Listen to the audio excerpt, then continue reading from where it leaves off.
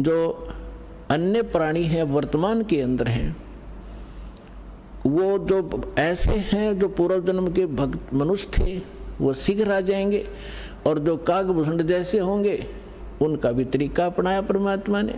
क्या होगा, एक घर में तीनों ने दीक्षा ले ली, एक नहीं लेता, ठीक है, तो वो कागभूषण की श्रेणी का है। अब उसके लिए मालिक ने क्या दया करी है, घर में आरती चलेगी, कोई मंत्र करे इधर बैठ के, कोई करे इधर बैठ के, सत्संग चलेगा, ना चाहते हुए कभी देखा जरूर गा, सुनेगा, हैं बैठ के वैसे बैठा लेंगे, बैठता जा तू नाम मत लिए तो सुनेगा, तो कभी ना कभी उसके भी कागभूषण की तरह इच्छा बनेगी, उसके पाप नरमावेंगे। क्योंकि भगवान की कुछ ऐसे संस्कार होते हैं, ऐसे पाप होते हैं जो ज्ञान यज्ञ से ही समाप्त होते हैं। अब कुछ ऐसे पाप होते हैं जो प्रणाम यज्ञ से समाप्त होते हैं। जैसे कपड़ा मैला हो गया, सिंपली कोई धूल मिट्टी लगी है झड़का दिया, निर्मल हुआ। थोड़ी बहुत और मैल लगा है तो वैसे पानी में से निकाल दिया तो भी ठीक हो गया। और भी ज़्यादा मैला है तो साबुन प्रयोग करना पड़ता है। और भी ज़्यादा कहीं कोई दाग लगा है तो ड्राई क्लीन करानी पड़ती है, तो वो तब निर्मल होता है। हमारे युगों युगों के अंतःकरण के अंदर बड़े धब्बे लगे हुए हैं, अंतःकरण में हमारे पाप जमा हैं, तो उन पापों के नाश के लिए ये सब प्रक्रिया आपकी यहाँ कराई जाती है। 5 यज्ञ कराई जाती हैं आपसे। एक यज्ञ है धर्म की, कुछ ऐसे पाप होते हैं जो धर्म करने से ही अक्षीण हुआ करते हैं। एक यज्ञ है धर्म की, दूसरी यज्ञ है ध्यान, परमात्मा का चिंतन, मीन ध्यान, उसकी कसक बने, उसकी एक न्यारी आपको याद बनी रहे, उसको ध्यान कहते।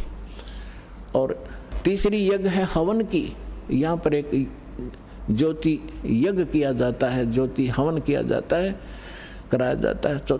तीसरी यज्ञ हवन की, चौथी यज्ञ प्रणाम, दंडवत प्रणाम कराया जाता है, जिससे अहंकार नाश होता है और कुछ पाप इस प्रणाम यज्ञ से ही नाश होते हैं। और 5वीं यज्ञ है ज्ञान की। इस ज्ञान के सुनने से, कथाओं के सुनने से भी आपके बहुत से पाप अक्षीण होते हैं। अब जिस व्यक्ति को आप प्रारंभ में चर्चा करते हो परमात्मा की, तो वो नहीं ग्रहण करता, उठ के चल पड़ता है। कबीर साहब कहते हैं, कबीर पिछले पाप से हरि चर्चा ना सुआवे, और कै ऊँगे कै उठ चले ना और बात चलावे। जैसे किसी कर्महीन प्राणी से, संस्कारहीन प्राणी से आप भगवान की चर्चा करने लगते हो, और वो आपका विशेष मित्र भी हो, विशेष नाती भी हो। अब जो ऐसा वैसा व्यक्ति होगा तो 2 बात सुनते उठकर चला जाएगा, ठीक है मैं फिर आऊँगा, मुझे काम जरूरी है, क्योंकि उसको वो अच्छा नहीं लग रहा, उसको सुहा नहीं रही। और कोई ऐसा मित्र होगा कि उठ नहीं सकता तो नींद आने लग जाएगी, लटके लेगा थोड़ी देर में। या फिर कोई विषय बदल देगा कि सुन मेरी बात सुना, सा वहाँ फलाना था, सा फलाना था, वहाँ जाना है, वहाँ चलेगा। वो सुन ही नहीं सकता क्योंकि उसको वो अच्छा नहीं लग रहा। तुलसीदास जी कहते हैं, तुलसी पिछले पाप से हरि चर्चा ना भावे, भाव माने अच्छी नहीं लगे। जैसे कहते हैं ना, मैंने मुझे रोटी नहीं भाती, मुझे नहीं अच्छी लगती। तुलसी पिछले पाप से हरि चर्चा ना भावे, और जैसे जवर के वेग से भूख विदा हो जाए। अब जिस व्यक्ति को बुखार हो गया हो, जवर हो जाए, मलेरिया, तो उसको कोई भी पदार्थ है वो कड़वा लगता है, महसूस होता है। जैसे रोटी खाएगा, 1 टूक 1 ग्रास नहीं खा सकता, वो कड़वा लगता है, थूकने को दिल करता है। ना काजू खा सकता, ना किशमिश खा सकता। मनुखा दाग को भी कड़वी बताता है। अपने आत्माओं ना मनुखा दाग कड़वी है, ना वो भोजन कड़वा है, ना खीर कड़वी है।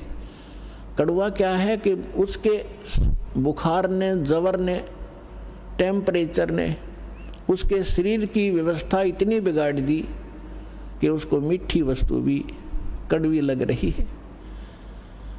अब उसका ट्रीटमेंट क्या है, उसका विकल्प क्या है कि उस मलेरिया बुखार को नरम करना पड़ेगा। बुखार उतरे बिना वस्तु स्वादिष्ट लगे नहीं।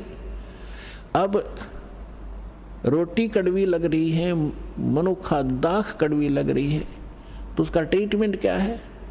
कड़वी गोली ही खानी पड़ेंगी कुनीन की, और ना चाहते भी खानी पड़ेंगी, और उनके खाने से फिर वो जबर ठीक होगा।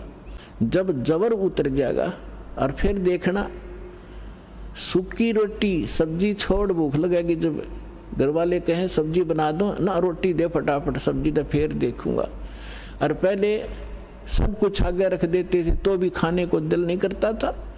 ठीक इसी प्रकार जो प्रथम बार जिसके ऊपर परमात्मा रजा बख्शते हैं किसी भी कारण से, किसी की माध्यम से सत्संग सुनाने की, तो वो ऐसा व्यक्ति जिसके पिछले पाप कर्म घने बढ़े हुए हैं, तो उसकी आत्मा के अंदर उस जबर के कारण उस मीठी वस्तु परमात्मा की चर्चा ग्रहण करने का वो व्यवस्था नहीं है, वो खराब हो चुकी है।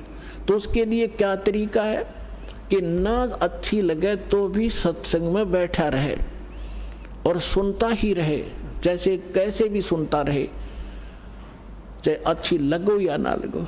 तो उस परमात्मा के वचन में, परमात्मा की वाणी में इतनी शक्ति है कि वो ना सुने, चाहे वहाँ वैसे बैठा रहे, और चाहे वो सो भी जहाँ आरती चल रही हो, बाल जैसे कोई लेट गया, नींद आ गई, चलो लेट जा, सत्संग चल रहा है तो बैठ गया, बैठा रहे, चाहे कुछ भी सोचता रहे, ना सुने, चाहे दूसरे कमरे में बैठ जाए लेकिन कानों में ये सुनती हो, तो वहाँ भी असर करेगी ये वाणी। उसके शरीर के पाप को, अंतःकरण के वो पाप कट जाएंगे जो ज्ञान यज्ञ से कटने होते हैं। अब जैसे एक पहले क्या होता था, सभी उपचार आध्यात्मिक तरीके से होते थे। वो भक्ति तो उनके पास थी नहीं, साधु संतों के पास। जनता में खाना रोटी प्राप्त करने के लिए वो क्या करते थे, कोई जंतर मंत्र सिद्ध कर लेते थे। कोई तो सांप का, सर्प का जहर उतारने का मंत्र सिद्ध कर लिया, किसी ने बिच्छू आदि का जो जहर विष उतारने का मंत्र सिद्ध कर लिया, किसी ने कोई जाड़ जोड़ झाड़न का मंत्र सिद्ध कर लिया। ये कोई मोक्ष मार्ग तो नहीं था उनके पास, पर ऐसे सिद्धि कर लेते थे। तो जैसे एक सर्प का विष उतारने वाला व्यक्ति एक मंत्र सिद्ध कर लेता है, और जिसको सर्प ने डस रखा है वो अचेत पड़ा है, बेहोश पड़ा है, और वो जो सर्प का विष उतारने वाला व्यक्ति एक मंत्र बुदबुदाता है, बोलता है, वो अचेत व्यक्ति ना उसको सुन पा रहा है ना समझ पा रहा है, और तो भी वो अपना काम कर रहा है, उसके विष को उतार देता है, वो व्यक्ति सचेत हो जाता है, उसका जीवन दान हो जाता है। ठीक इसी प्रकार परमेश्वर की जो अमर वाणी है कबीर साहब और गरीबदास जी की, और उन महापुरुषों की जिनको भगवान मिले हैं, उनकी वाणी सिद्ध होती है, उसको सिद्धि करने की आवश्यकता नहीं होती। और उस वाणी का उच्चारण जहाँ भी हो रहा हो, वहाँ चींटी पर भी, पशु पक्षियों पर भी, पेड़ पौधों पर भी उनका असर हो रहा है। वो दूसरी बात है कि उनके वो धीरे धीरे असर होगा, पेड़ पौधों पर बहुत देर में होगा, पशु पक्षियों पर उनसे शीघ्र होगा, और मनुष्य पर पशु पक्षियों से भी शीघ्र होगा उसका। और उसके बाद फिर वो जो व्यक्ति टर्न वाइज मनुष्य जीवन प्राप्त है, उनको भी परमात्मा इस विधि से अब अपने चरणों में